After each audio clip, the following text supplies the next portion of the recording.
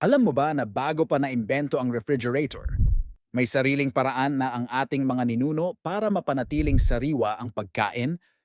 Ngayon, alamin natin kung paano nila ito ginagawa noon. Una, pagpapatuyo sa araw.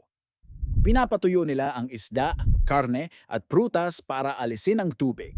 Dahil kapag tuyo, mas matagal masira ang pagkain. Dito nanggaling ang mga tinapa at daing. Ikalawa, pag-aasin. Nilalagyan ng asin ang isda at karne para mapigilan ang pagdami ng bakterya.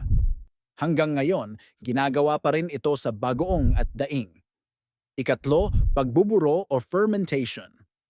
Ito ang proseso ng pagpapasimula ng natural na chemical na reaksyon para tumagal ang pagkain. Halimbawa nito ang bagoong, burong isda, at burong mangga. Ikaapat, paglalagay sa suka o asim.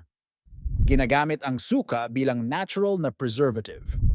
Dito nagmula ang mga atsara at kinilaw na pagkain. At ikalima, pag-iimbak sa malamig na lugar o lupa.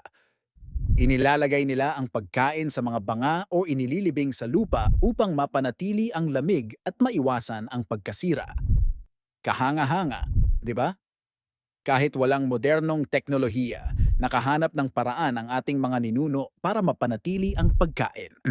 At marami sa mga paraang ito ay ginagamit pa rin natin ngayon.